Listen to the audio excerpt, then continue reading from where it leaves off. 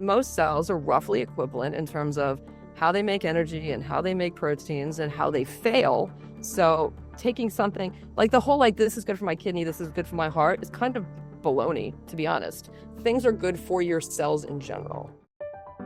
Welcome to the Brain Fit Podcast, where we share the cutting-edge science on how you can improve your memory and live a happier, healthier life. Welcome back. We have another fantastic interview for you today. We have Dr. Sandra Kaufmann, also known as Dr. Sandy. She is an expert in anti-aging and skincare. Dr. Sandy, thank you so much for being here. Oh, it is my absolute pleasure. I'm looking forward to this. So I'm 41. I want to slow down the aging process in my face. I would like less wrinkles. But certainly most women out there would like fewer wrinkles, would like to look younger, would like to feel younger. First of all, is it possible to have our faces, have our skin look younger? And is it possible to reduce the appearance of wrinkles? I hope so.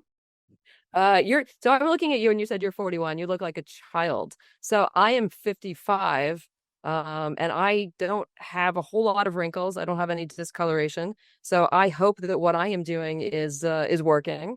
And I hope that whatever, the lessons that I have learned, I can sort of pass along to other folks, because I'm not a dermatologist, but I am a longevity expert, and your skin is similar to other organs. So if we treat them all extraordinarily well, then you can live without wrinkles. So what can we do to treat our skin, one of the largest organs in our body? What can we do to treat this well? So that is the biggest loaded question ever, and it's a multi-tiered thing to do. Where would you like to start? That's like the biggest question ever. And I will tell you that your skin has cells, right? And cells age in very specific reasons. I go by what I call the 7 tenets of aging, which describes how every cell ages, and skin is no different. So what I like to do is I like to feed my skin cells from both the inside and from the outside, right? Because skin's a double-edged sword. It gets attacked both from the inside and the outside, which is crappy, which is why our skin looks pretty terrible faster than everything else. But it also means we can treat it both internally and externally. So it gives us a little bit of a heads up if we're careful and we know what we're doing. So let's slow down and go through that a little bit. So that's really interesting that skin is attacked from the outside and then from the inside. And so my understanding would be that this attack from the outside from both sunlight as well as whatever toxic stuff we might put on our skin and whatever stuff might be in the air, in the water. And then from the inside, from things like not enough vitamins and minerals to it, maybe a lack of vitamin C, to inflammation, to dehydration. Is that kind of how it's attacked from the inside and the outside? That is an extreme simplification, but yes. Oh, great. Let's go into it. What else can people know about? So, well, let's start from the inside, because I think it's the better place to start. So here is a 2-minute gist of why your cells age, right? So tenet 1 has to do with DNA alterations. Every cell, every body, and every part of your body, DNA takes a dive. And this has to do with telomere shortening, has to do with epigenetic modification, and has to do with failure of the chromosomal arrangements in your cells. These are just known things that happen over time, right? How's this applied to skin? It is made worse by things that attack your skin. Sunlight is horrific for your skin, right? So that's what it does. It actually melts together your DNA. UV radiation causes something called CP dimers in your DNA, and it destroys it. So overall, you have 10 to the 5th DNA errors per cell per day, mostly due to radiation issues. So that's basically your skin, right? So that's a big problem. DNA issues are a big problem with your skin. 2, mitochondrial failure. Your mitochondria fail for roughly 6 to 7 reasons, depending on how you count them. One of the big ones are free radicals. Free radicals are generated in the mitochondria, usually sucked up by the mitochondria, but 1 to 9% leak, and they cause damage to your lipids, to your DNA, to your proteins, etc. Causes horrific damage to your skin, destroys your collagen, your elastin, etc. So that's a big problem. 3 is something called pathways. Back to the tenets, tenet 3. This has to do with your 7 mammalian sirtuins, and sirtuins are histone deacetylases. And I know this is a lot of sciencey jargon, but it controls all cellular homeostasis. So by the time you are 40, your sirtuins are failing. So your cellular homeostasis is failing, which means that cells everywhere are failing, which means your skin is not doing so well. So that's a big deal.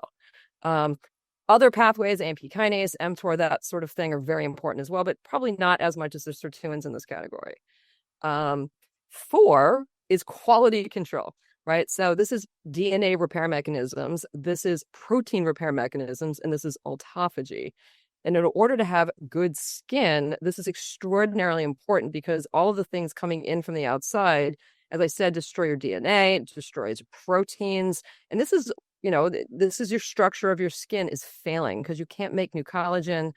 You don't make the hyaluronic acid. Hyaluronic acid is what holds on to fluid. So in the beginning, you said hydration and water. And the issue is, I love these women that carry around like jugs and jugs of water, and all they're doing is peeing a lot, right? Because if you don't have hyaluronic acid in your cells or around your cells in your extracellular matrix, you're going to drink water and it's just going to leave because it needs something to hold on to. So your skin, when you're younger, has a lot of hyaluronic acid in it, right? So when you have it, the water clings to it. One molecule of hyaluronic acid can hold on to about 6,000 molecules of water, right? Yeah, that's a good ratio. So it's phenomenal. And again, it has to do if it's low molecular weight or high molecular weight. But I mean, it's a huge, tremendous amount of water molecules. So when you have cell failure and you don't make proteins, you're not holding on to water, you look dehydrated, right? So that's a big deal. So how do we get more hyaluronic acid in our skin, in our bodies? So we're getting there. Let me flip through. It sounds so important. 6,000 to 1 ratio. I wanted it right away. I know. We'll get there. Okay. So then 5 is inflammatory issues, right? Your immune system turns into your inflammatory system over the course of time, right? So you become more and more inflamed. We all know this. We measure this as we get older. So being anti-inflamed is extraordinarily important. And one of the things in your skin in this category are these things called MMPs. And they are enzymes that get activated with insults to your skin, as well as just general systemic inflammation. And these actually dissolve your skin. There are 26 MMPs. They break your collagen down. They break your elastin down. So you basically an active state of dissolving your own skin over time. I like my collagen and elastin. I don't want to dissolve them. So we have answers to this. We do. We have answers to all of this. Let's see. 6 is individual cell needs. So we want to be really nice to our stem cells. We want to get rid of our senescent cells. And there's some interesting new things on the market, some peptide products that are supposed to get rid of your senescent cells. Do they not? Hard to say, but that's sort of new on the market. I definitely want to come back to that. I'm taking peptides right now, so I want to know what those are. So we'll get back to that. And then the last thing is glucose management. I call it waste management. Glycation in your skin is horrific because glucose creates something called AGE, is advanced glycation end products. These are very sticky on a molecular basis, and they love to stick to collagen. And when they stick to collagen, it breaks it. And the way I sort of describe this to people that don't know what I'm talking about is if you take like a cloth napkin with sort of like the fibers that sort of intersect and they slide, right? Been in a nice restaurant, they slide. You put a piece of super glue or a little drop of glue on there and it hardens and you try to slide the fibers, they don't slide, they break. That's what an AGE does to the collagen in your skin. So as you get more glycated over time and you try to move, your collagen breaks and your skin just falls apart. And this is one of the huge reasons that you get skin droopage or sagging over the course of time. Anyway, so those, in a nutshell, are the 7 cellular tenets of aging. And as you see, a lot of it sort of attacks your skin from the inside. And that's what we like to fix. If you are having trouble sleeping, I have a great supplement I want you to know about. It's called Roar Lion's Mane. So Lion's Mane has many different benefits for the brain and for the body. Lion's Mane improves memory. Lion's Mane reduces stress, reduces anxiety. It helps slow down aging by lowering inflammation. And it helps with sleep. It helps you fall asleep faster, stay asleep longer, and fall back to sleep. I learned about Lion's Mane about 5 years ago when I was having trouble sleeping. When I took it, after about a week, I noticed that I was sleeping better and I was able to fall back to sleep and I was having vivid dreams, which is really cool. And now I take Lion's Mane 5 to 6 nights a week. And I do this because it helps me fall back to sleep. So when I wake up, I'm no longer anxious when I wake up and I'm able to kind of lay still in bed and fall back to sleep. And I get vivid dreams, which I really like, and it improves my REM sleep. So if you'd like to try some of my Roar Lion's Mane risk-free, go to roarlionsmane.com or robertlove.net to learn more. Could you say those 7 just one more time without going into them? Just remind the people. Yeah, sure. So 1 is DNA alterations. 2 is mitochondria, it's the energy. 3 are pathways, your sirtuins. 4 is quality control, which is fixing DNA and proteins. 5 is your inflammatory system, right? Your immune inflammatory system. 6 is individual cell needs. And 7 is waste management, which is basically like glycation issues. Terrific. Wow, that's really in depth. And so, for someone listening to this, one of these numbers would be a good place to start. I'm sure it depends on an individual basis, if they're spending a lot of time in the sun, or if they're highly inflamed, or if they're not getting the right nutrition. Where can someone start with all of this? So that's an excellent question, and it's very it's very personal. It's personalized. So it depends on how old you are, what your skincare regime is, if you're outside a lot or not, if you have African black skin versus wimpy white skin. White skin. No, I mean, no, it's true. Like I have wimpy white skin, so I'm allowed to. It is true. I see a lot of really good-looking black people, and I'm like, my gosh, just look at your skin. It looks so nice. How does it maintain? It looks so good, and you're older than me. I'm envious. Yeah, no, well, I mean, so it's so funny. So I work in ORs with a lot of African American ladies, and they are just drop dead gorgeous. And to quote them, they always say, black don't crack, and it's true. It's the skin is thicker. It's hydrated. It is just truly, it's just fantastic skin. They're fortunate to have that quality. But again, so it depends on all of the variables. So if you are young, right, there's not a whole lot of failure things going on other than what you do to yourself. So if you're young and you're lying in the sun, you're kind of hosed because you've got a ton of DNA damage from UV radiation and free radicals. But you're destroying your ability to fix those issues, right? So for people that are young and they're in the sun, I tell them, number 1, increase your free radical scavenging capacity, and 2, increase your repair mechanism capacity. How do you do that? Astaxanthin is the most powerful free radical scavenger we have that has 0 side effects.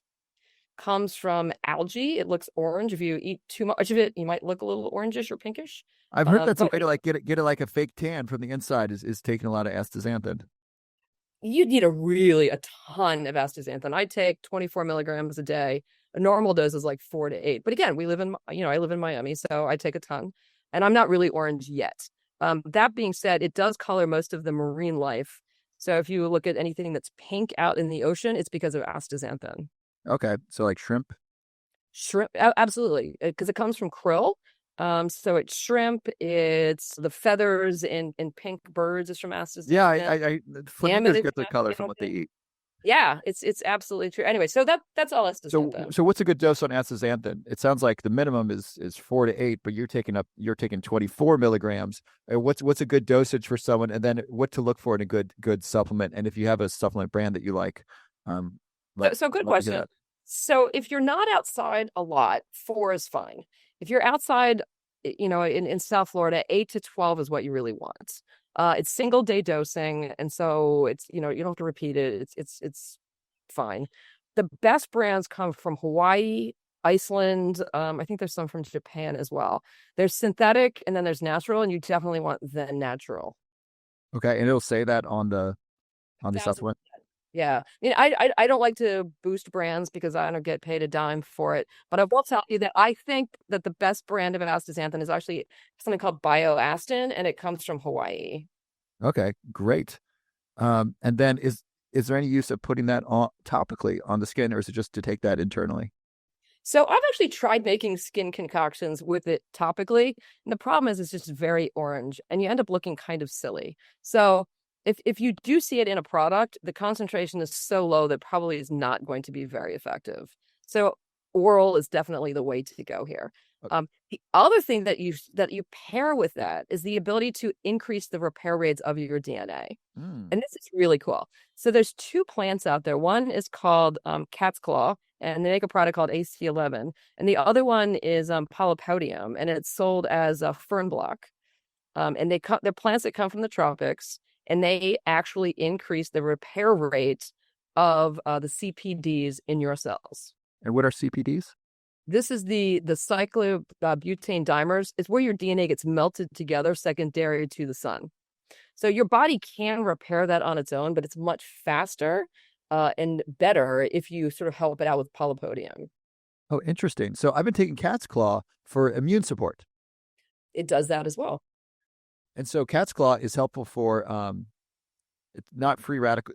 Was it free radical scavenging in collaboration with It astaxanthin? doesn't scavenge, but it repairs the DNA faster. Okay, so taking cat's claw is a way to repair DNA faster. Interesting. Yeah. I'm surprised I haven't seen that in the marketing messages on cat's claw because it's mostly about immune. Great. And any good dosage? What is there a good dosage of cat's claw that we should be looking for? That is an excellent question, and I don't remember offhand what it is. Okay. I just don't recall. Any safety concerns about taking large doses of cat's claw or astaxanthin? No, not really at all. Okay, great. Okay, so those are two supplements that can help internally protect the skin. As far as sirtuins, what do you think of things like resveratrol and NMN, which Dr. David Sinclair from Harvard has talked about for increasing basically SIRT1? What are your thoughts on those? So over the age of 40, you're definitely sirtuin deficient. The big sirtuins with age are 1, 3, and 6. 1 is general homeostasis. 3 is mitochondrial, and 6 is more, it's associated with your chromosomes, it's associated with DNA repair mechanisms. So I would argue, like tier 1, you need to activate sirtuin 1. The big dogs in this category, as you said, resveratrol is big. Pteristilbene is the other one. Is that how to pronounce that? I've been struggling to pronounce that for like 2 years. You know what? I don't know. I started doing longevity like 10 years ago. No one was talking about it. I read it. I'm like, I don't know. For those of you who know, it's spelled Ptero. Right. I just don't. The first time I've heard someone else say it other than me. So I faked that for years and no one's ever corrected me. So either no one knows like yourself or like, and maybe I can just convert the world to pteristilbene. Yeah, it's interesting. I don't know. I would like to thank our sponsor, Microingredients. All of Microingredients products are third-party tested, so you know they are the highest quality. I've been using Microingredients products for the past 2 years before they were sponsored of the show because they are so high quality. They have a great collagen supplement. This helps reduce wrinkles. Great for your skin, hair, and nails. MCT oil is great for your brain. I love to add this to my coffee. Collagen's also good in the coffee. The organic blueberry mix, I add that to my smoothies and desserts. Their new curcumin supplement is excellent. MCT oil is one of my favorites. It stands for medium chain triglyceride oil. This is basically coconut oil on steroids. When you add this to your coffee, it basically replaces dairy in your coffee. That's really good for you. And the MCT oil becomes energy for your brain. And so people notice an improvement in memory. They notice improvement in brain fog. Research in patients with Alzheimer's disease who take MCT oil, it improves their memory. Dr. Dale Bredesen, who wrote the book The End of Alzheimer's, recommends 3 tablespoons of MCT oil a day. Don't start there. Start smaller and then work up. If you take too much, you can get disaster pants. This is my favorite MCT oil. Let me tell you why. Number 1, USDA organic coconuts, very important. Number 2, it is third-party tested like all Microingredients products. Number 3, it's a powder. So the powder is more gentle on your stomach than the MCT oil liquid. So this is great. And then lastly, it has prebiotic fiber. So it feeds your good gut bacteria. If you'd like to try some of Microingredients MCT oil, go to Amazon and then search MCT oil and then use the code RobertLove at checkout to save 10%. So if you've read The Divine Comedy by Dante Alighieri, he basically changed the language of Italy by making this really popular book that everybody read, and that became the dominant language of Tuscany, which then became, kind of that really infiltrated Italian. And so by you sharing this with all these people, you're actually changing the way it's going to be pronounced. No one else has pronounced it until now. This is great. So it's so somebody who really knows how to pronounce it is going to get really angry and it's going to be all over the news, and you and I are going down. I'd love to be in the news for mispronouncing an anti-aging supplement. Right? That's perfect. Okay, so pteristilbene. Yeah, exactly. My daughter looked at it, she's like, doesn't that sound like a dinosaur? I go, yes. It does. That would be a great right? dinosaur. That you could be at an anti-aging conference. It's the pteristilbene. Right. Dinosaur comes in, because it has to fly. I don't know. Anyway. And so what does this supplement do? All right. So what they are, so they're sirtuin activators. Sirtuins are class 3, actually, histone deacetylases, which essentially, this is mumbo jumbo, but they strip acetyl groups off of lysines of your histones, but also your other areas or other proteins, and they essentially turn different things on. 90% of what it does is turn things on. 10% is opposite, and they turn things off. But based on energy levels, it activates different protein pathways that control all cellular homeostasis. So it is absolutely crucial to be on some sort of sirtuin 1 activator after the age of 40. Which one you choose, I don't really think it matters. Pterostylamine has better bioavailability. Resveratrol has more studies for it. Which is better? Comme ci, comme ça. Hard to say. The key, however, is that when you take the acetyl group off the lysine, it actually puts it on the NAD molecule. So the NAD is considered a necessary cofactor for this to work.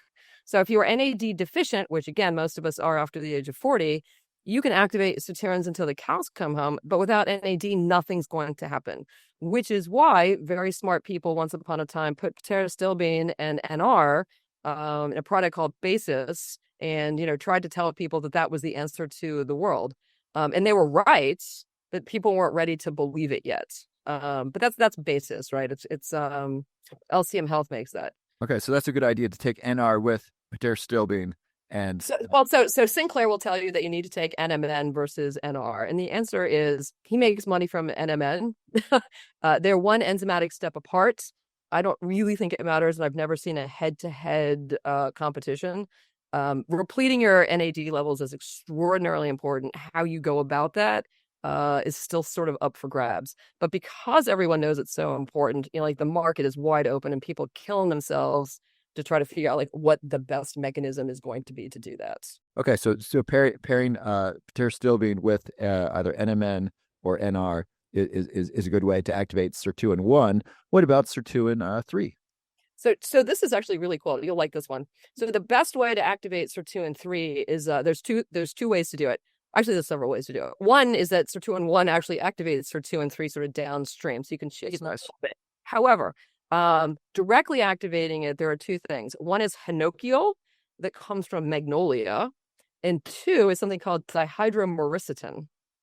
And dihydromyricetin, I love this particular agent because if you look it up, it is sold as a cure for hangovers. And the reason it's a cure for hangovers is because it activates your mitochondria, right? Sirtuin 3 controls your mitochondria. And there are some studies that suggest that after the age of 35, your sirtuin 3 drops. So if you're drinking and you're over 35, your hangovers are worse, right? Everyone complains about this because you're basically destroying your ability of your mitochondria to recover. So if you load up with dihydromyricetin, your hangovers are better, you recover faster, and you just do better. So Perfect. I started buying dihydromyricetin, and I started getting all of these things from Alcoholics Anonymous, which I thought was really funny. But in essence, I'm just trying to activate my sirtuin 3s. So you bought some, and then that got you on the list for Alcoholics Anonymous. That's interesting. Yeah. Wow, that's really good marketing by Alcoholics Anonymous. They're right. Pretty impressive. So if anyone goes to Amazon to like buy dihydromyricetin, just be forewarned that it's called like hangover cure, like, better the next day. I mean, there's like the million like goofy titles for this. But in essence, you're just upregulating sirtuin 3 and improving the mitochondrial health. And is this another daily, or do we need to cycle this? I do it daily. And what's a good dosage of dihydromyricetin? If I'm saying that correctly. It depends on how it's packaged. Usually it's 300 milligrams a day. I will vacillate. Sometimes I'll cut it in half. Sometimes I'll go up a little bit. The caveat to this is that I take about 70 different agents a day. And I believe in synergism of molecular agents. So if I take several things that activate different sirtuins, I think there's significant overlap. So I can get away with taking a bit of a lower dose. If you're only going to take a couple, then you need like the full dose. That makes a lot of sense. And so this is really interesting. I haven't heard of this one. And so can I just take this just daily to improve my energy and improve my mitochondrial health? Is that the idea? That's cool. Exactly the idea. Take it before studying, before a big test, before I run a race. Definitely before you run a big race. I don't know about the studying part because you may not be able to sit still. You do tend to have a decent amount of energy. If you want a nootropic to make your brain work better, that's a whole different pathway. Okay, I wonder if pairing that with like L-theanine or maybe some lion's mane or something that like increases calmness. Yeah. With the increased energy from dihydromyricetin. Is that am I saying it correctly? Is it myricetin? Yeah, I think it's dihydromericidin. This is going to be like pteristilbene. We're just going to say it, and it's just going to be. It's gonna become that. Fantastic. Anything else to upregulate sirtuin 3? Those are the big ones. Those are the big ones. Dihydromericidin is the big one there. And then you mentioned another one that I'm not familiar with either. Hinokial? Yeah. So say hinocoil. I like hinokial. It comes from magnolia plants or magnolia trees. Okay, and then that again is another supplement that's available. And then do you happen to know the dosage? I'm impressed you know all these dosages. I frankly don't remember the dosages of all the supplements I take. I don't remember hinokial because it's hard to get a very good version of it. There's a company in Amsterdam that makes a very nice version because they use it as an adjuvant for chemotherapy.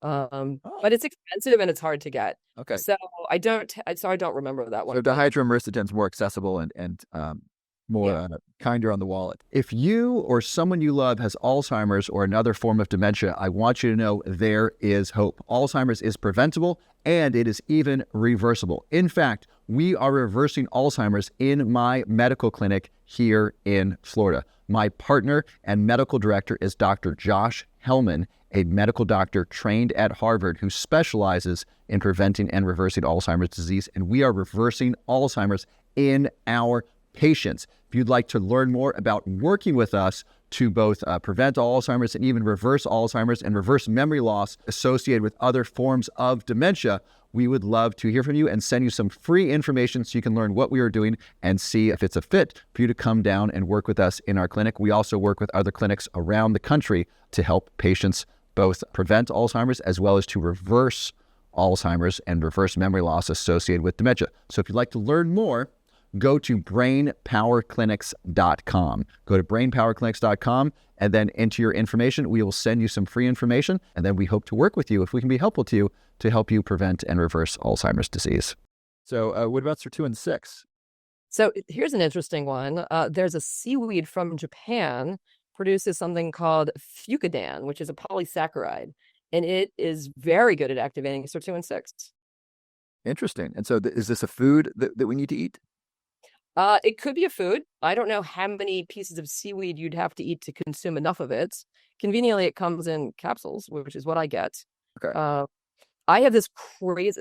the mailman must think that I am insane because I have packages coming from every country in the world. I get very strange things from Japan, and this is one of them. So you need your this South Korea, Russia, all sorts. You get stuff from Russia? Wow. Oh, yeah. And so is this something we would need to order from Japan? You can get sort of like lesser quality from this country. The good ones, I mean, you just go on the net and put in like Japanese fucodan and like a million things pop up. Okay. And then how do you spell that? Fuciodan. Fuciodan, fucodan. Okay. Great. And so just if I can remember, I'm gonna see if I remember this whole list. So one, we got sirtuin 1. So we got the pteristilbene, which starts with a P, PTERO, and then stilbene. That with either NMN or NR to increase SIRT1, which is about regulating homeostasis. And then sirtuin 3 is about mitochondrial health. And we got the dihydromericidin for that one. Nice. And then for SIRT6, what does SIRT6 do? Sirtuin 6? So 6 lives in the chromosomes within the nucleus, and it basically controls DNA repair mechanisms. Oh, wow. I thought 1 helped repair DNA. Is that not? Well, one is the general homeostasis mechanism, right? It controls a whole lot. It's like the Godfather umbrella. Okay. But the thing that actually lives within the chromosomes is SIRT6. Okay, great. And so SIRT6 basically helps repair and maintain healthy DNA. Is that about right? Yeah. And then for that one, we got fucodan from Japan. Yep. Terrific. And then anything to look for in a good fucodan supplement, if there's a lot of them on the market, any way we can guide our viewers on that one? That's a very good question. And the answer is I don't actually know. The range is extraordinarily cheap, middle of the road to ungodly expensive. And what I figure is I usually go middle of the road. Cheap usually means that I don't know who the hell made it. It's probably not trustworthy. And this is just ad hoc. $400 a bottle for fucodan is clearly catering to those people who money doesn't really matter. So decent brand, middle of the road is probably just fine. Okay, that's really good to know. And so these are all people usually don't think of these as anti-aging supplements for the skin, right? At best, these are just anti-aging general supplements like NMN. But this is really fascinating. Is targeting. So what's cool is a lot of this stuff actually comes topically. So Fucodan is a topical substance. Oh, really? So I'm not taking a pill for that. So it's both. It's Okay. absolutely both. So I can take it as both. Yeah. Wow. Very cool. So that's really exciting. Yeah. What about so those are some great supplements internally. You also talked about astaxanthin, and there was one more to pair with astaxanthin. So it's either AC11, cat's claw, or fern block. Oh, okay. Yeah, that's right. Cat's claw. And then what to do topically that's really good for the skin? So again, it depends on your age. Well, let's go back to orals because I'm not quite done yet. Okay, we got more there. Great. Well, so there's a zillion things. What's really interesting is there's a plant called Centilla asiatica. It's also called go-to cola. That's right. It is. I know it from that name. It does several things. One of which it actually in test tubes it increases telomerase more than TA65, which is really cool. They haven't done it in humans yet, so I don't know if it's true or not to translate. But it is amazingly good for the skin as both a topical and an oral supplement.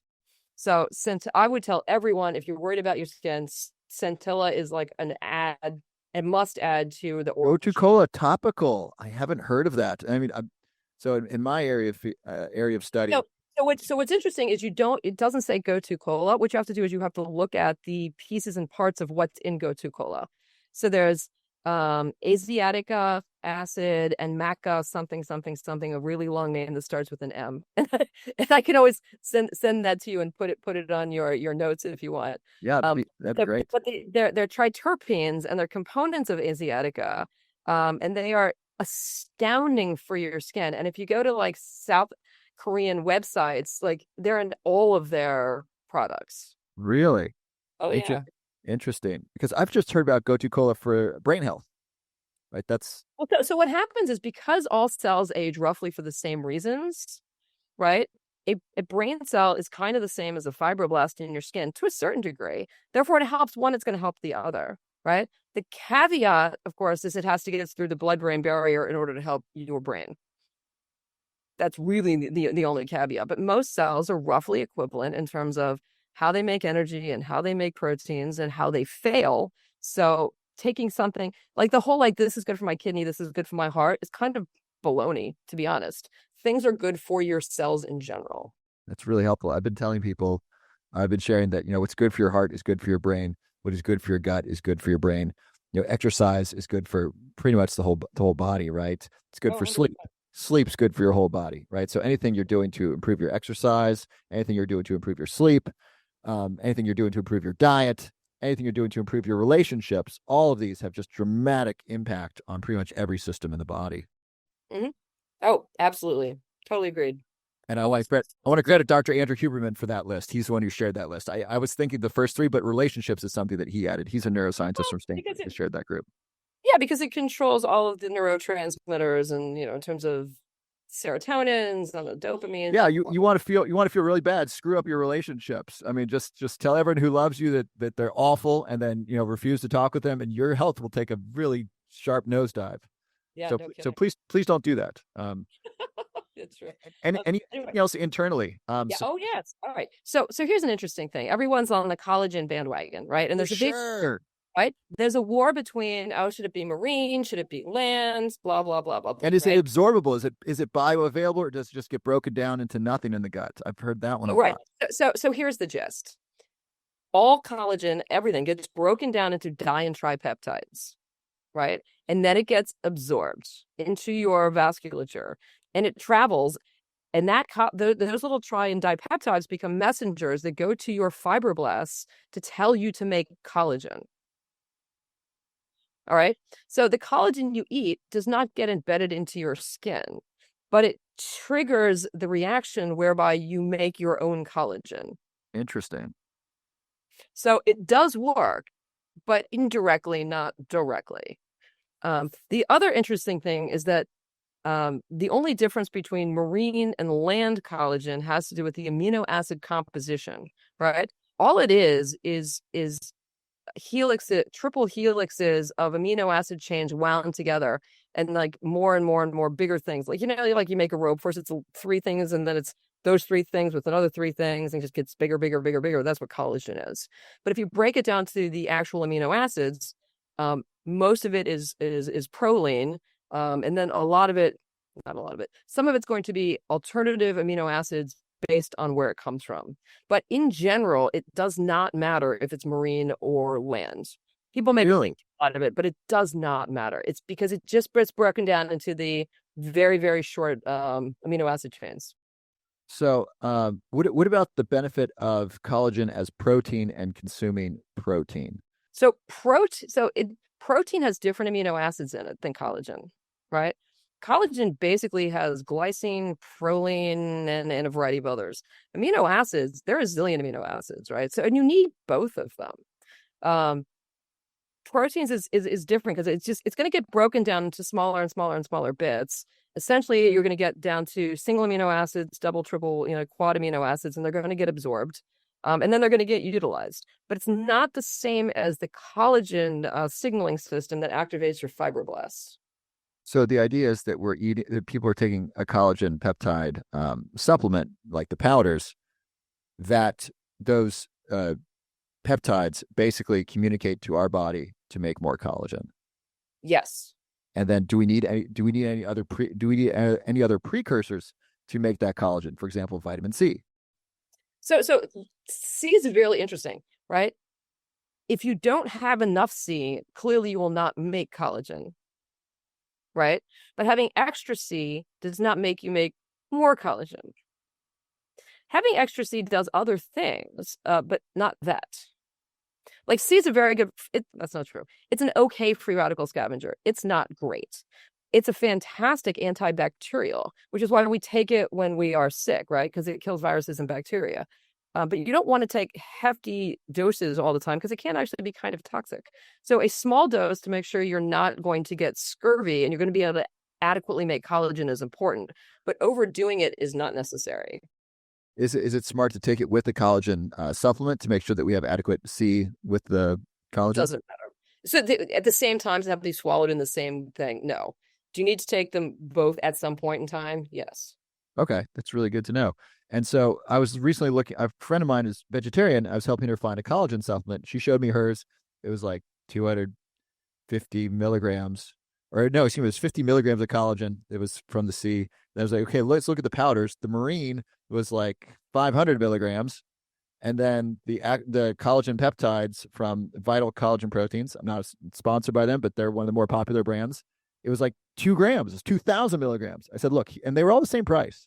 Like, look, you're paying $20-$30 a month, either for 50 milligrams a day for this pill, 250 milligrams a day, or 500 with this marine powder, or 2,000 milligrams a day with the with the one made from cows. And I get you don't want to eat animals or non-marine life. I get that, but just that's the trade-off in cost right there. Yeah. But they're all equally effective. What I like to tell my alcoholic friends is that a Jello shot is the same thing. Actually, so we could theoretically just be eating Jello. Yeah. Would that be? I wonder if that would be less expensive than Jello is hydrolyzed collagen. Interesting. Plus a bunch of sugar. You can get sugar-free collagen. Well, the only point is that people make a big deal out of which collagen to intake. And I just don't really think it makes that much of a difference as long as you are intaking some collagen. Okay. That's really good to know. Anything other we can take internally? The last one that I will share with you that's uber important is hyaluronic acid. Hyaluronic acid. I've heard about this on the face, but I didn't know about this internally. You take it orally. What it does, and it's roughly the same. It gets broken down based on its molecular weight, and it's a signaling process, again, to the fibroblasts, because fibroblasts make both of these things, to make your own intrinsic hyaluronic acid. And this is extraordinarily important, not only for your skin, but for any organ that holds fluid, right? So your intervertebral discs, right? Everyone, as they get older, they lift too much weight, they pop a disc, right? Or they squish. or fluid in joint spaces, or the turgor pressure in your eyeball. This is all your hyaluronic osmotic concentration sucking the fluid in and holding it there to make you nice and juicy and lubricated. Without hyaluronic acid, you fall apart, right? So on your skin, you can benefit again you can do it from the outside or from the inside. The inside is going to be slightly easier. You can get higher molecular weight because it's not going through your skin. Low molecular weight is the only stuff that really goes through your skin because like the transdermal path is pretty tough to get through. And so hyaluronic acid sounds really important to take internally. What's and that's available in a supplement as well? It absolutely is. And I've recently started taking liposomal, and you're going to ask me what the dose is. And the answer is I don't know at this very moment. I would have said 200 milligrams, but with liposomal, it might be lower than that, but I'm trialing it. So hard to say at the moment. Is it hard to absorb if it's not liposomal? I think that I shouldn't say that. It has everything has a bit of an absorption problem, to be perfectly honest, right? It's just the way the gut is designed. So anything that's in a liposomal container is going to be easier to absorb.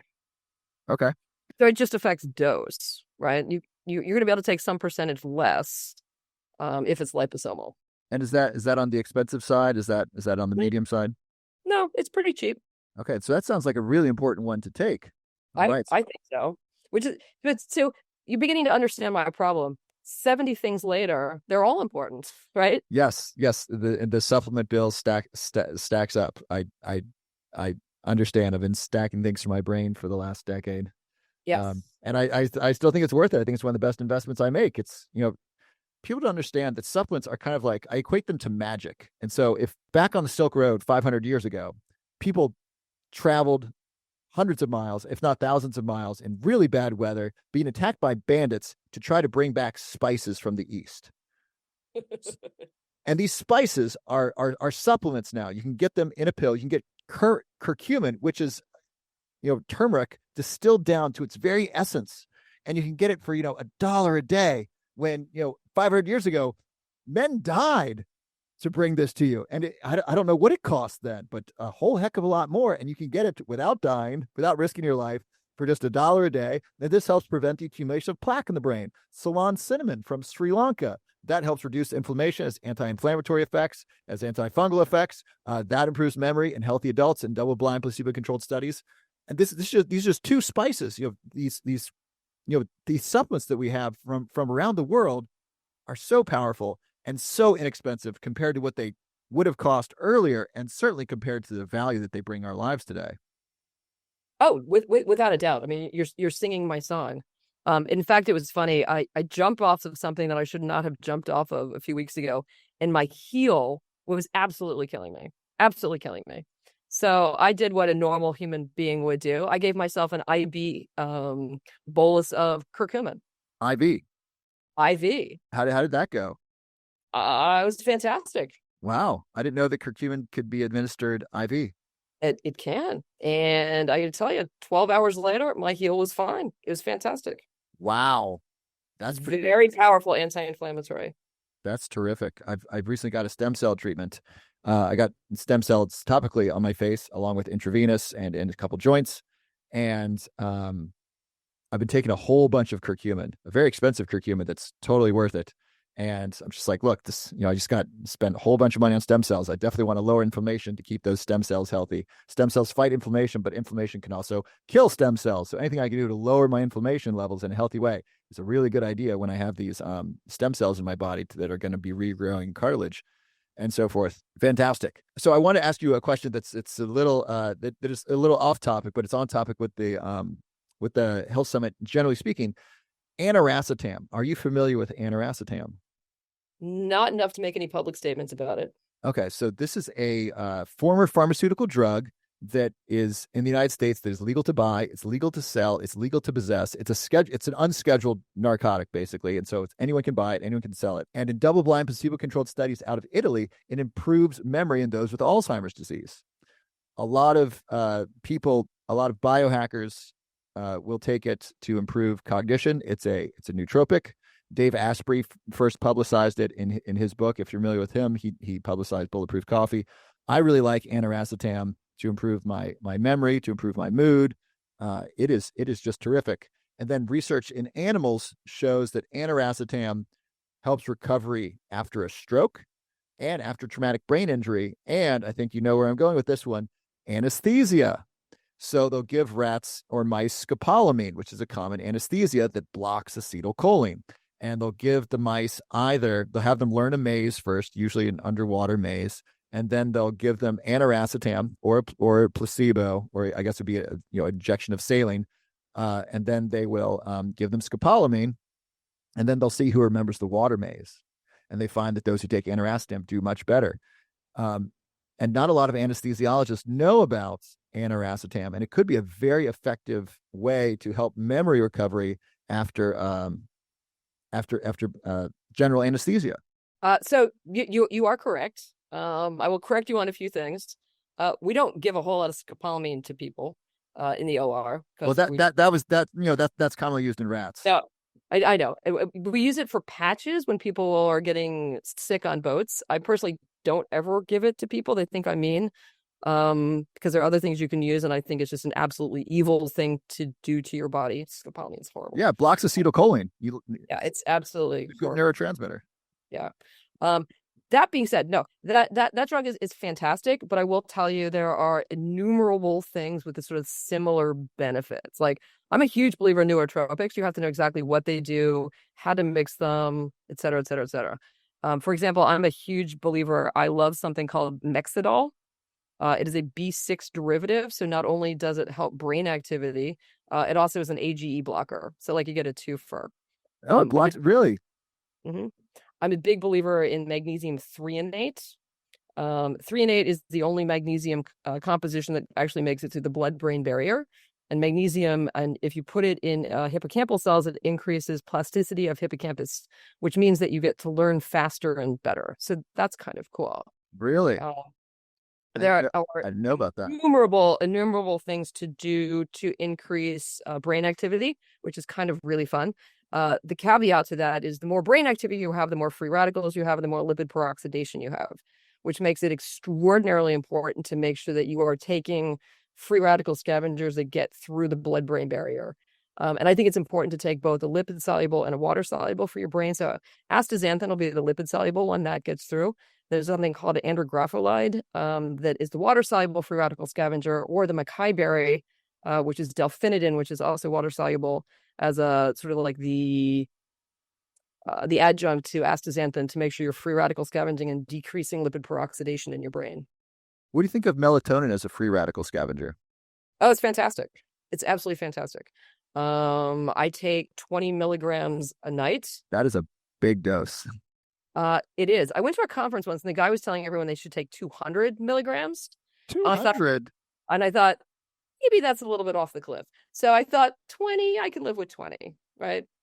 So I take 12. 12 is a big dose. The amount for sleep is 2.5 to 5, yeah. Right? Mm-hmm. So it's interesting. A lot of people report not sleeping well on melatonin, which I think is in part a quality control and then an individual biochemistry issue. You have Andrew Huberman out there saying he doesn't recommend it for children because it's a hormone.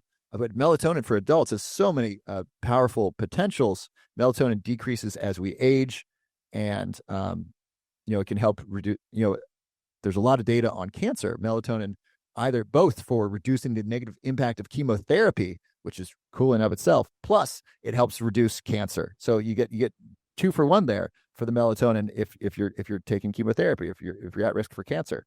Yeah, 20 is a big dose. How is your sleep? When I took big dose, so I take 12. When I took higher doses, I found it impaired my sleep. I found I started getting intense dreams. Well, you definitely get intense dreams. Actually, that's not completely true. When you first start a higher dose, you get intense dreams. There's a high degree of accommodation. So after a while, it's just normal standard sleep. Okay. And so do you know what the time there, the adjustment time? Is it like a week? Is it 2 weeks? Probably 1 to 2 weeks is general.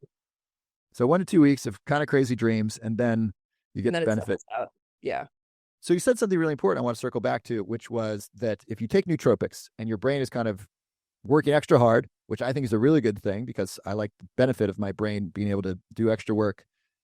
We want to take more free radical scavengers, or we have that builds up extra free radicals. Is that because the brain is using more energy? Why do nootropics increase free radicals in the brain? So anything that increases the activity of an organ, right, is increasing the mitochondrial energy output, right? Free radicals come from your mitochondria. It's what they do.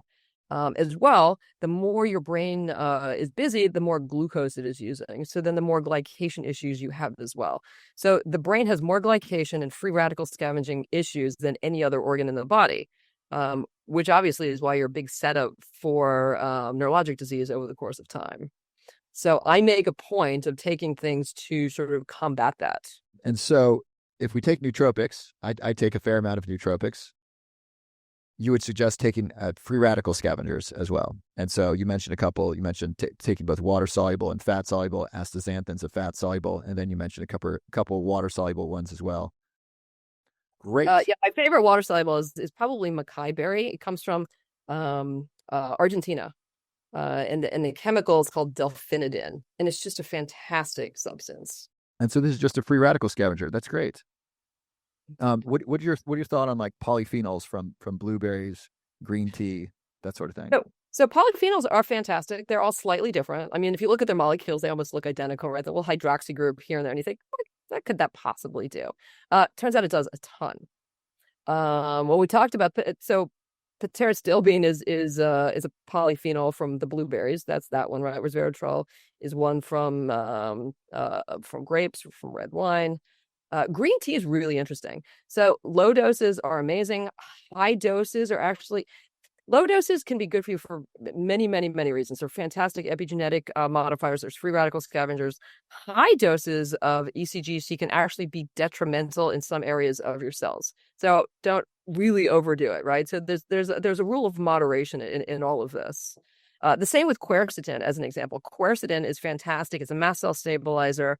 It's a scavenger. It's a polyphenol. High doses it actually can block mitochondrial dynamics, and it also has some sirtuin deficiencies. What doses of that of quercetin? We don't really know. Okay, that's the thing. So the standard dose is about 1,000 milligrams of quercetin. I would like half it. And I would actually substitute daily quercetin for fisetin, because fisetin is better with fewer side effects. Okay. Roughly the same chemically. On the caveat to that is if you're using it as an antisynetic with big boluses every month or so, then you can use a high dose of quercetin. But I just don't think it's a great idea on a daily basis because of some of the negative attributes. Oh, that's really interesting, because that got really big during the pandemic. It's good for inflammation in the lungs and so forth. So you do fisetin or fisetin, however that's pronounced. Exactly. you do that over quercetin. Yeah. Great. I had another question for you. So health mates, I'm gonna pause right here because I'm thinking I have like 5 questions in my head at once. Sorry, I tend to ramble this stuff off a lot because it's in my frontal lobe. This is great. I mean, amazing. I'm amazed you're able to do this without notes. You got the dosages and the supplements and the molecules down pretty well. So what are your thoughts on coenzyme Q10? My reading of the research literature is it's super powerful, but you kind of need high doses. So they did double-blind, placebo-controlled studies of those with Alzheimer's disease, and basically those given 1,000 milligrams a day, which is about 10 times the recommended dose, those people had improvements in symptoms of Alzheimer's. Same thing with Parkinson's disease. Those who took 1,000 milligrams a day in this double-blind, placebo-controlled study, they had improved lesser symptoms of Parkinson's disease, fewer tremors, better gait, and so forth, compared to those who took a placebo. And CoQ10 is extremely safe. You can take super high doses, like 3,000 milligrams is absorbable. I think 5,000 is safe, but you can't absorb that much. And that helps reduce the that helps get rid of the the free radicals from mitochondria. One of the problems with statins is statins can impair our CoQ10 production, and so that's one reason some statins have really negative side effects. What's your thought on CoQ10? That's an excellent question, and I think it depends on what. So different things have many different purposes. CoQ10, for those people that don't know, lives in the electron transport chain. It sits between subunit 1 and 2, and it carries electrons through your electron transport chain, right? As you get older, you have less of it, right? So that's a problem, which means your mitochondria are not going to be functioning because you're not carrying electrons as well, and the fluidity of the electron transport chain sort of breaks off, number one. Number two, you're absolutely right. Anyone on a statin, the cholesterol production mechanism of making statins also prohibits you from making CoQ10.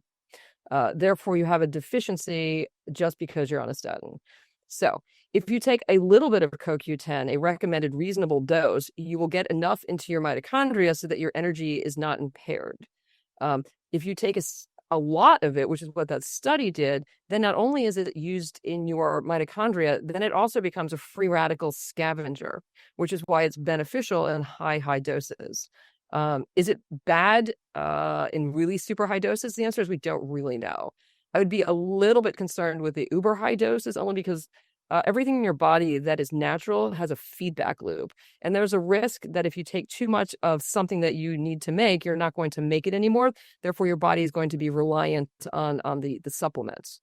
Which is why I always talk about supplements versus adjuvants, because supplements are something you already have in your body. You're supplementing it. Adjuvants are something that you don't have, which means there's no feedback loops. So therefore, if you're trying to fix your mitochondria, you want like low, medium doses. If you're trying to free radical scavenge, high doses, just be careful. That's really great information. And so 2 questions. One, do all statins impair coenzyme Q10? All of them. So yeah. But it's the way that's what they do. They block cholesterol production, and I thought some of the newer statins had fewer side effects. They do have fewer side effects, but they still block the production of cholesterol. That's what they do. So basically, anyone on a... So here's an interesting statin note. All statins block sirtuin 6. Oh no!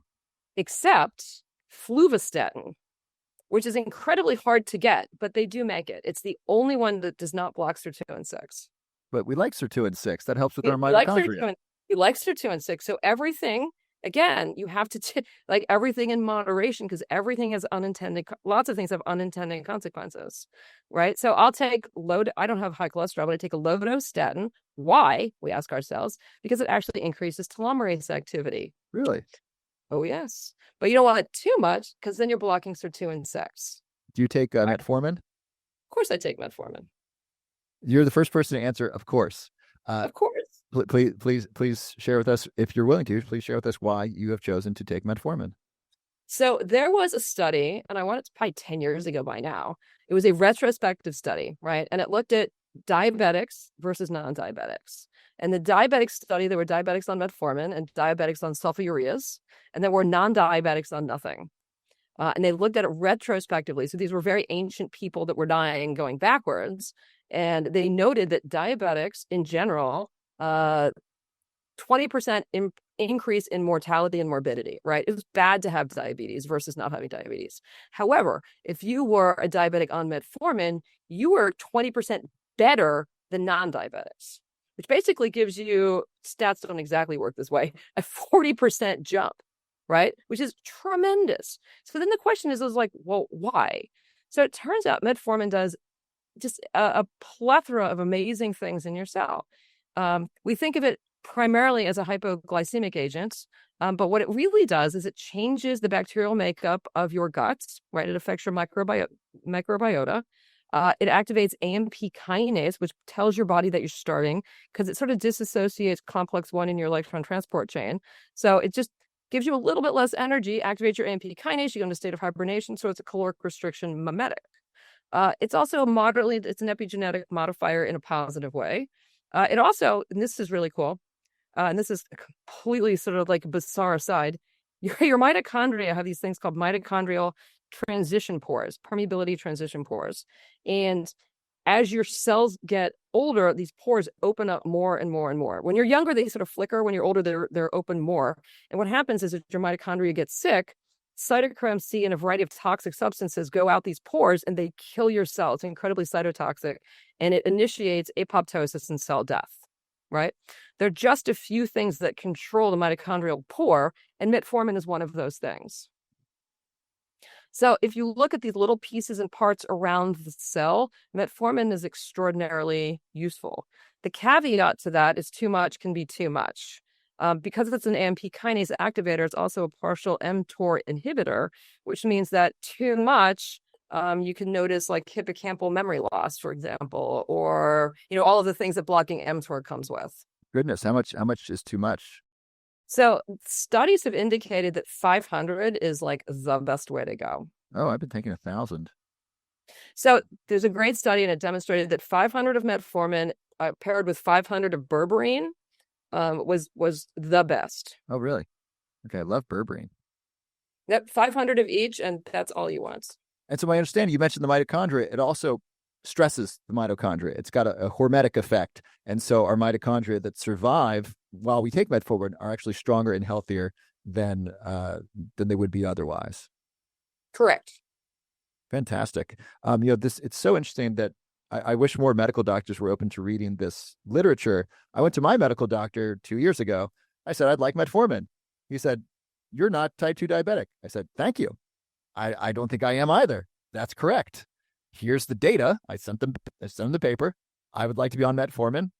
And they said, well, we don't prescribe this for non-diabetics. I said, but if you look at this study, if this study's correct, doctor, you should then have people trying to get type 2 diabetes so they can be in the group that has type 2 diabetes and can take metformin. That's the winning group. In this research, it's better to have type 2 diabetes and take metformin than to not have type 2 diabetes. So if you believe what you're telling me, you should be prescribing me Twinkies and Ho-Hos and all kind and soda so I can get type 2 diabetes, so I can get this medication, so I can be in that group.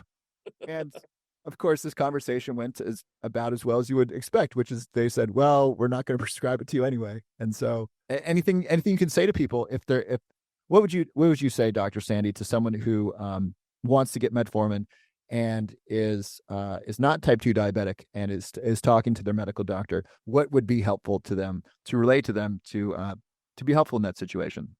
I can't bash physicians because I am one. But in general, people went to med school and they followed by the book strategies. And most people do not sort of stay up with like sort of, well, I shouldn't even, I'm going to talk myself into a hole here. Physicians read literature. However, it's very by the book as prescribed by very conservative medical boards. Longevity literature in medicine is significantly different, and very few physicians actually read that. Unfortunately, physicians tend to also be sort of they're hard to convince. So if Joe Schmo takes an article to their doctor, he's just gonna like blow it off. He's not gonna give a rat's ass. Therefore, there's several things someone can do. Number one, you can get metformin from anywhere. You can order it online. You can there's lots of websites you can get it from, and it's not a big deal at all. But this is actually one of the big reasons over the course of time that people need to start understanding you need to go to a longevity physician, because our perspective is significantly different than regular physicians. You're talking about metformin, and I said, of course, because that seemed like the dumbest thing ever, right? So obvious. I take 12 prescription drugs for diseases that I do not have because we're using them off-label to prevent aging. And in my world, that is a normal standard thing to do. A normal physician is going to look at me and think I am over the top nuts. And there's no way to convince them otherwise, other than the fact that I'm going to be around until I'm 120 and they're not.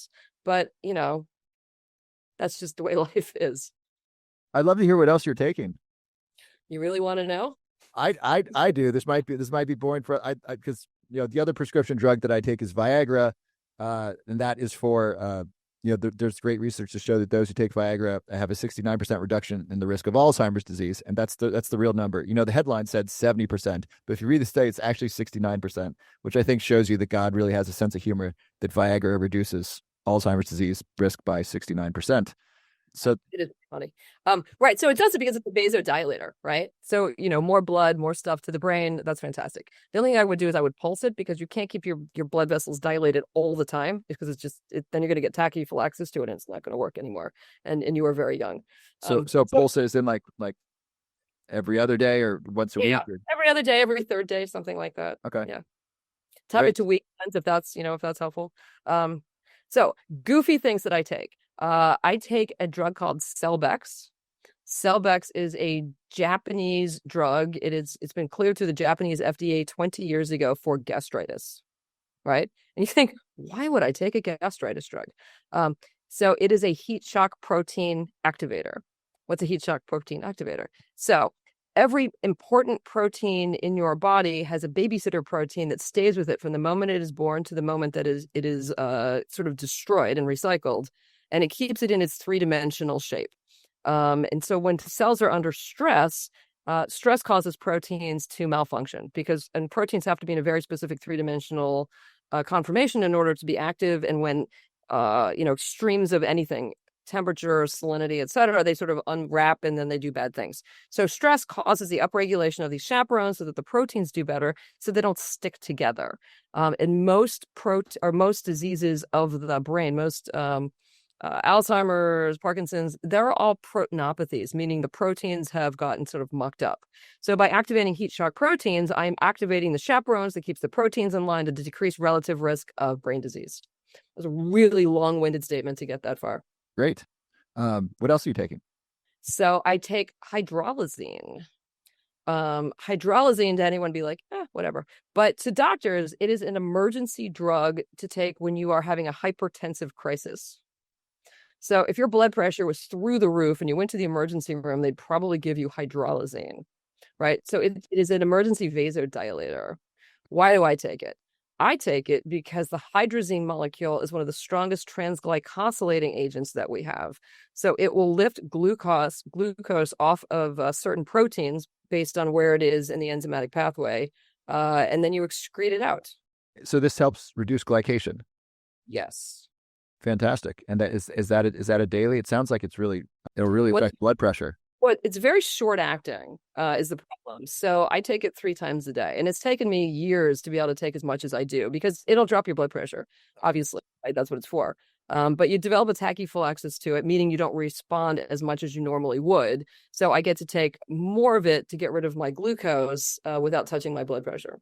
Excellent. I wonder how's your A1C level? I bet it's pretty good the way you're managing it. Well, that being said, I'm a bit of a junk food junkie. I don't watch what I eat at all. I eat like a teenager. Out of here. Oh, totally. But, because I take 70 drugs, like, why? Wow. I know it's a bit backwards, but that's just life. That's great. So, for example, I take there's another drug. It's an aldose reductase inhibitor, right? So what does that mean? Glucose. What does glucose do? So it goes into cells. So glucose is glycosylating. However, when it goes into cells, it becomes fructose, which is 10 times more glycosylating. And then it turns into sorbitol. Actually, I take it back. It goes to sorbitol, which is an osmotic problem. It blows up cells because it sucks in a lot of liquid, right? Water, and then just and then it turns into fructose, which is 10 times more glycosylating than glucose. So aldose reductase inhibitors block glucose from turning into sorbitol and fructose. So glucose is bad, but not as bad as the other ones. So I block it. That's easy. So you block glucose from turning into fructose? Yes. That seems like it'd be really helpful to, I don't know, 7 out of 10 Americans who are overweight or obese or who's consuming high fructose corn. What happens if you already have fructose? What if you consume high fructose corn syrup? Any help with that there? Nothing to do? No. However, so here's another one you can take, and I take this. There's a group of drugs I call them the flozin family. There's dapagliflozin, there's capliflozin. They block glucose reabsorption in your kidney. So the way the kidney works, the kidney sucks out all of the plasma and the glucose and the this and that and the other. But then what your body wants to keep, it reabsorbs out of the tubules to put back into your body. It's like you'd think that it wouldn't work that way. You think that you would just suck out what you don't want and pee it out, but it doesn't work that way. You suck out everything and then reabsorb the stuff that you want, right? So the flozins block reabsorption of the glucose. So essentially, you're sucking out all of the glucose and then you're peeing out all of the glucose because you can't reabsorb it. So I am filtering out so much glucose, it doesn't really matter what I eat. That's amazing. I got to learn more about that. What is that drug called again? They're flozins. This one's dapagliflozin. Any negative side effects of this? There's a risk if you are an uncleanly person and you have high amounts of glucose near your genitalia. Men can get like weird infections, but that's it. Huh. Wow. So basically, your body excretes a ton of glucose before you can absorb it. That's Before you reabsorb it. before it gets used by cells, right? So well, no, it's in your vasculature, right?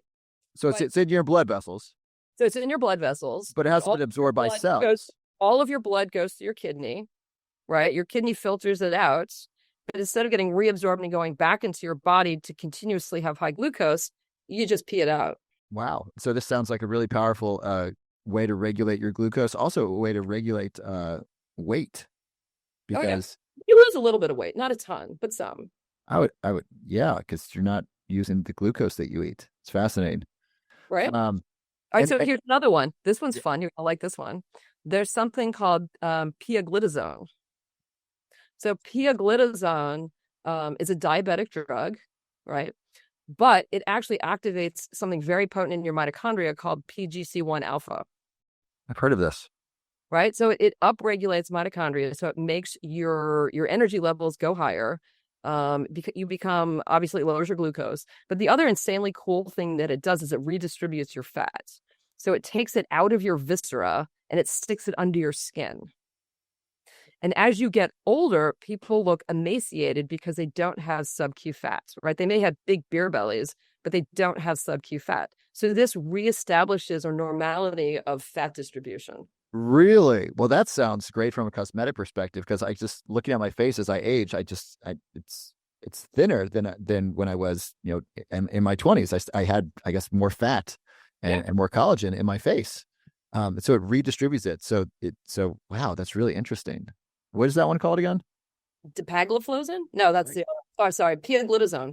Pioglitazone. Wow. So that helps move the fat around the body. So it takes away from visceral fat. So visceral fat's a fat around the organs and the belly fat that's really dangerous for our health. Correct. So this sounds like a really helpful thing for people who have belly fat, for safety. I think it's fantastic. So again, though, if you go to your primary care physician, they're going to tell you that you're a nut, and they're not going to do this for you. But there are amazing things out there that are absolutely possible. Wow, these all sound really good. And so there's a question I had earlier. I'm glad it came back to me. Was how do we increase hyaluronic acid? So you mentioned just drinking water without hyaluronic acid, the water, we just pee it out. The water doesn't actually like go to the skin cells. So how do we increase our hyaluronic acid so we can make use of the water that we drink? So again, you take in oral hyaluronic acid. Okay. So I'm not saying that correctly. Hyaluronic acid. Yeah. Hyaluronic acid. Okay. Yep. I'm learning lots of vocabulary today, or lots of pronunciation today. Which hopefully is correct. Who's to say? It's correct. So taking that daily, then we can actually use the water that we uptake, and that'll actually hydrate the skin. So water alone doesn't hydrate the skin. Water plus hyaluronic acid, yes, actually sticks to the skin. Wow, that's a big darn deal. Yeah, very cool. Topically, what do you like? Oh gosh. So what's really interesting is people are very obsessed about this, but they're kind of crazy obsessed in the wrong way.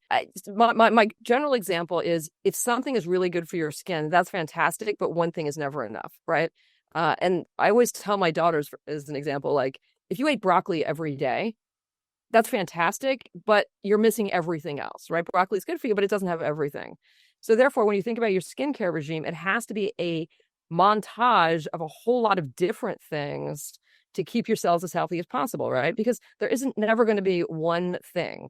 So my bathroom looks like, some sort of pharmacy blew up. To be perfectly honest, there's 1,000 bottles of all of these crazy things, but everything has a purpose, and I rotate everything because you want to maximize all of the various reasons that your skin ages. So, for example, I have TA65 cream that I use sometimes. I have peptide creams that I use sometimes. Hyaluronic acid, this, that, and the other. And then I inject a ton of stuff into my face because sometimes it's just hard to get it through the dermal epidermal junction, right? What do you inject into your face? Are you doing like PRP injections? So I started with PRP once upon a time, and I've graduated to exosomes. So I do exosome injections once a month, and then Once a month. Oh, yeah. That's a lot. That's a lot of stem cells in your face. It's not stem cells. I would say. Well, The stem cells and exosomes are not the same thing. so exosomes are the byproduct of stem cells. That is correct. That is correct. And somewhere between 85 to 90% of the activity of a stem cell is through an exosome, right? Exosomes carry messaging little package to other cells to tell them what to do.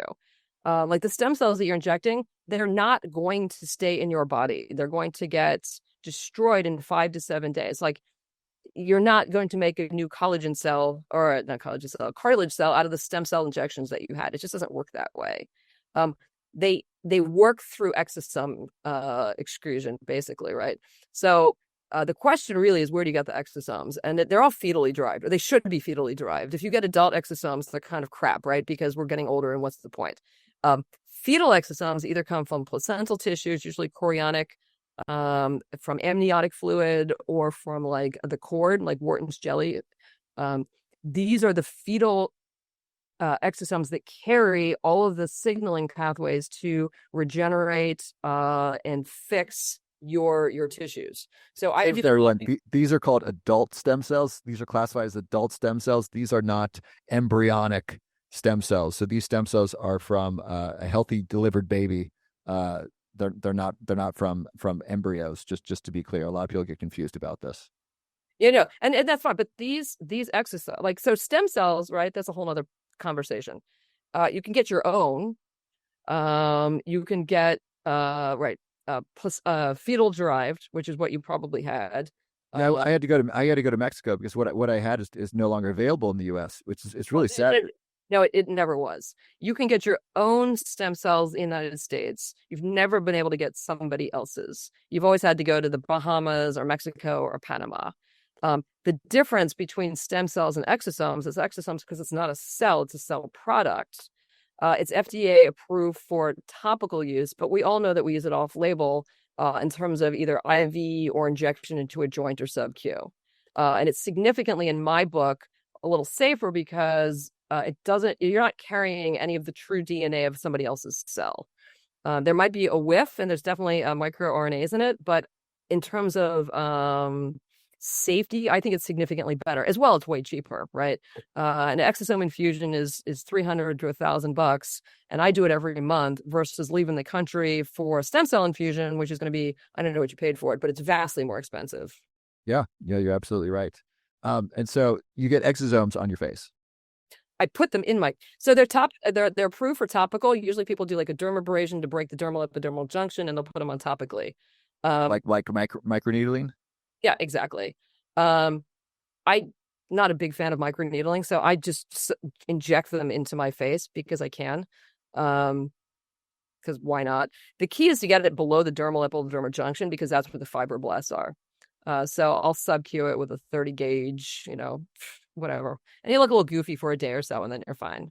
How painful is it compared to the PRP in the face? I found the PRP in the face to be extremely painful.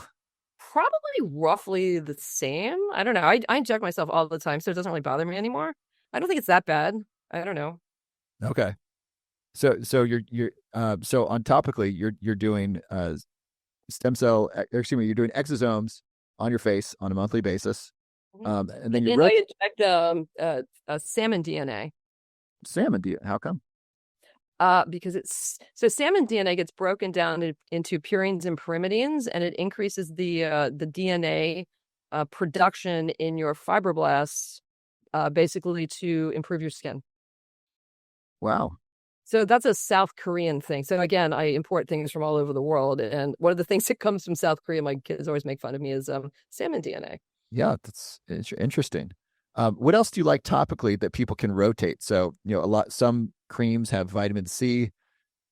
We know that's important for collagen production, but it sounds like it's more important internally than externally, unless I'm missing something. But you're absolutely right. So if you have enough in your bloodstream, topical isn't going to do anything because it's a concentration gradient. So If you're not doing it systemically, topically will help, but otherwise not so much. So things that you want to put on your skin are the same things that you want to put in your body. So there are some sirtuin activators that you can put on. There resveratrol and pterostylium actually do come in topicals. Really?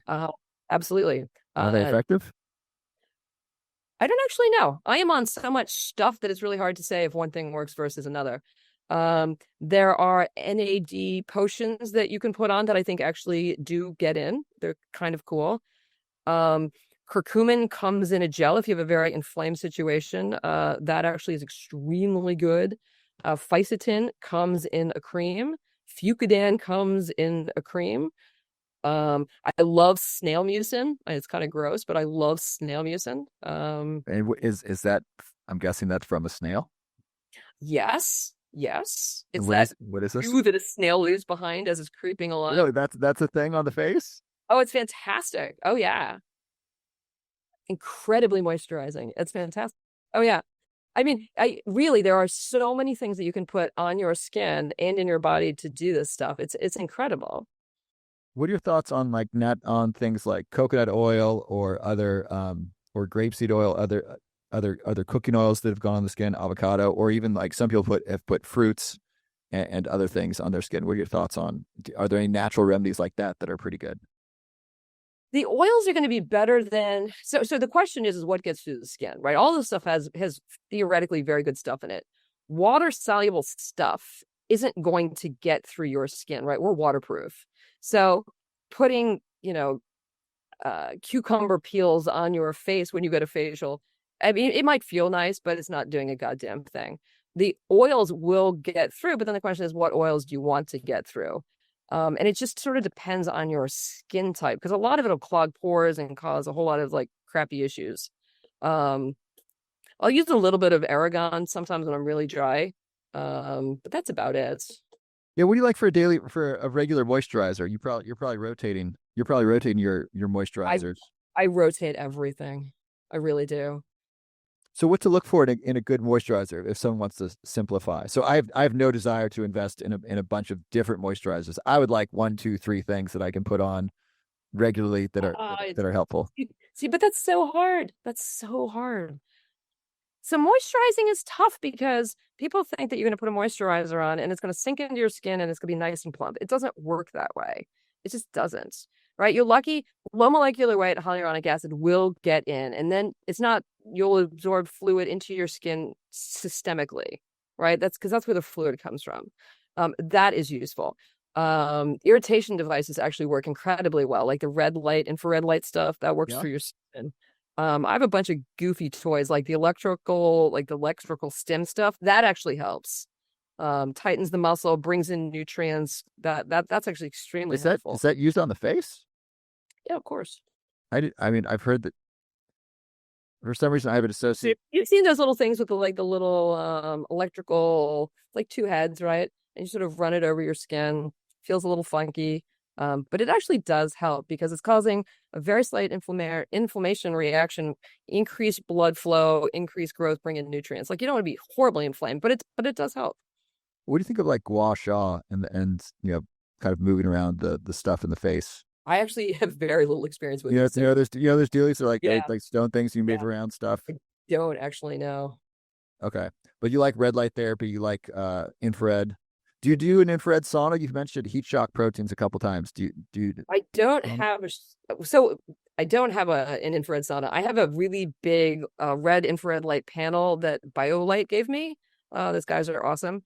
And I try to sit in front of that almost every night. And I got to tell you sleep better, your skin is better. It's amazing.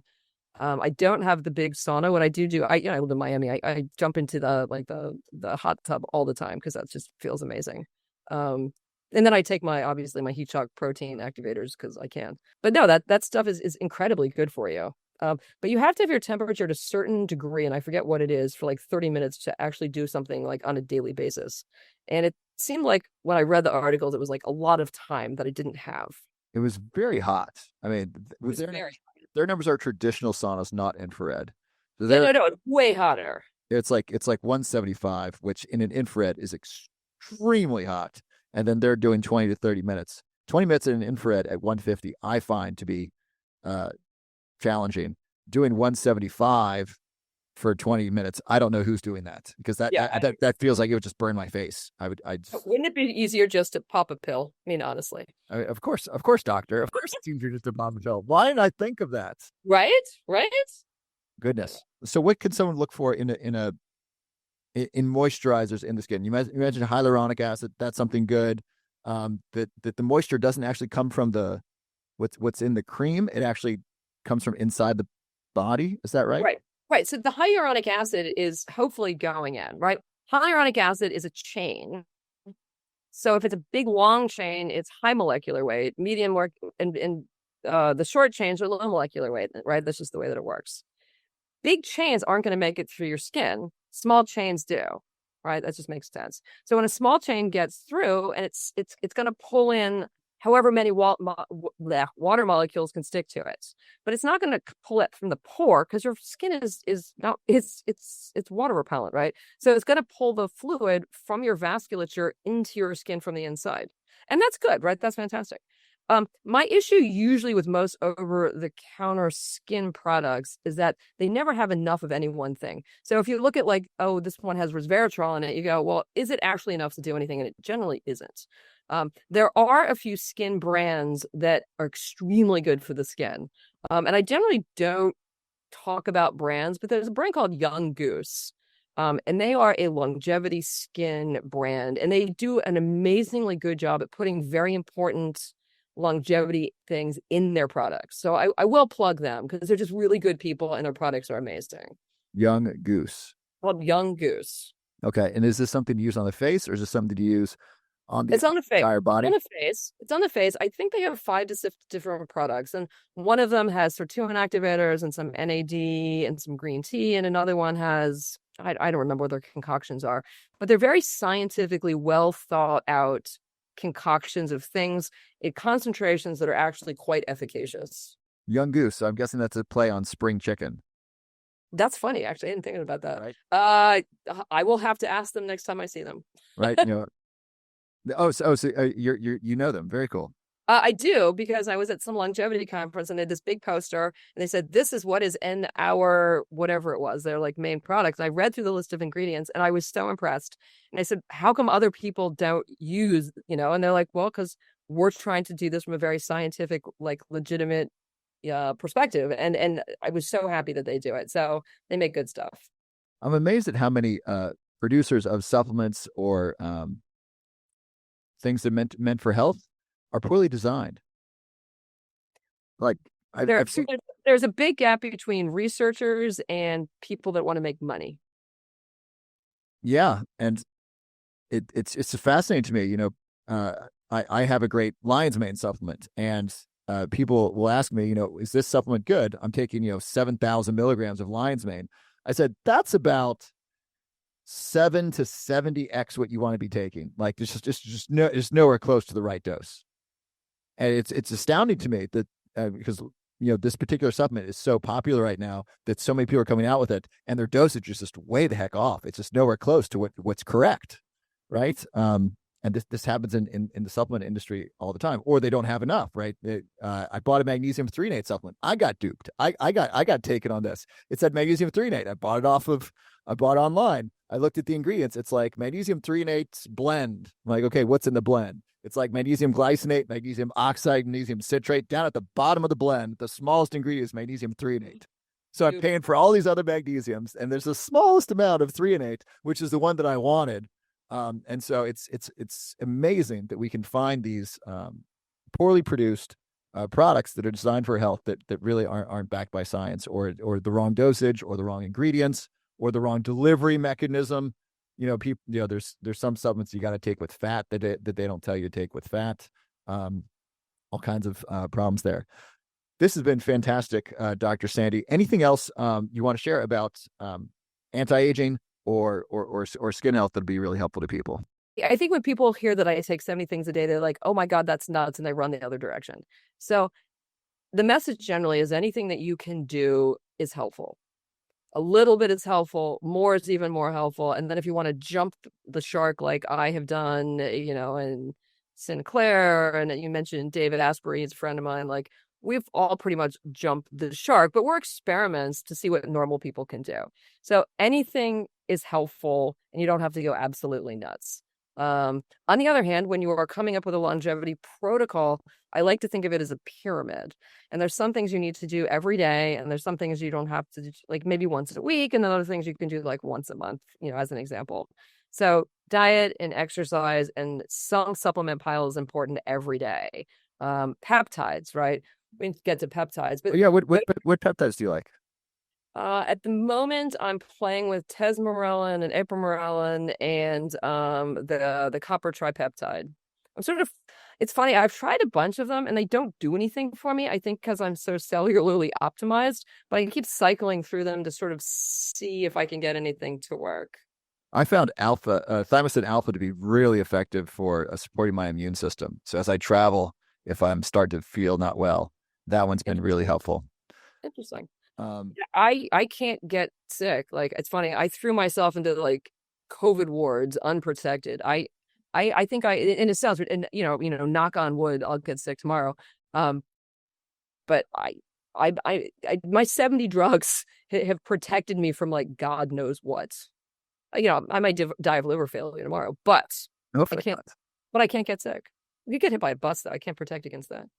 Well, you could look both ways and not cross. Have you seen these people crossing the street looking at their cell phones? Yes. Oh my God, the idiocy. Yes. Goodness gracious! Like this is what Darwin was talking about. Some people are stupid, or just really poor thinkers and engage in really dangerous behavior. Crossing a busy street while looking down and being distracted by a flashing screen is a really bad idea. I was wearing headphones in my neighborhood and I was jogging in the morning, and these were the big ones with noise cancellation. I almost got hit by a car in a small neighborhood in Boulder. I thought, you know what? Maybe don't wear the big headphones when I'm crossing streets because I can't hear cars and I didn't see him. And it would, goodness gracious. So peptides. What do you think of melatonin or melanotan? I have not tried it. I am not the world's expert on peptides. I turn that over to friends of mine that are. So, I mean, I know how they work. I know how they're supposed to work. I know what's supposed to do with what. I don't know how efficacious they are. And I think it's very dependent on, who's taking it and what else they're taking and so on and so forth. Because peptides rely on an intact cellular system, right? They're messengers. They go to the DNA and they tell the DNA to make a protein. But if your cell's not optimized, you may not be able to make that protein even with the cellular messenger. So the answer is it's hard to say, and I am not the expert on peptides. And you're taking copper tripeptide? It's supposed to be really good for your skin. So I called my friend Natalie Neidham, who's an expert in this whole business.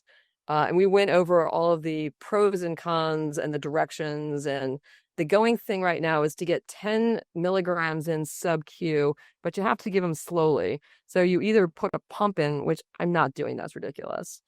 So for the last 3-4 days, I've given myself 2 milligrams 5 times a day to see what would happen.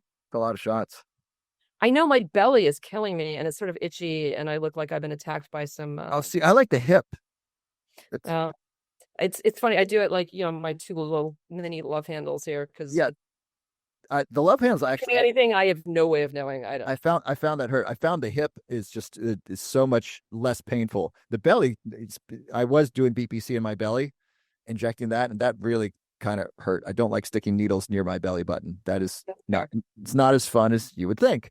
But I found the hip, like there's, for whatever reason, there's a lot more to pinch there, and it doesn't hurt when you stick a needle in there, which is really helpful. And for those of you at home, these are like insulin needles. They're really pretty small, and I find it's worth the trade-off of pain and money to get the benefits of peptides. So those are good. So copper tripeptides are good for your skin. They're supposed to be, yes. So I'm trialing it. So we will see what happens. Okay, terrific. Well, Dr. Sandy, this has just been fantastic. Thank you so much for sharing your expertise, for sharing, sharing the cool things that you do without reservation that have gotten you looking so great and feeling so good. You haven't been sick in however long, and somehow you're able to eat food that I wouldn't recommend to any human being, and you're still able to have a really healthy glucose level. That's fantastic. Thank you. So I just really appreciate you taking the time to speak with us, and just thank you for what you shared. Oh, it's my pleasure. Plus, it's my favorite topic, and hope your listeners got something out of all of this crazy stuff. Yeah, if you didn't get at least one actual item out of here, you clearly weren't listening because there was a boatload. So thank you.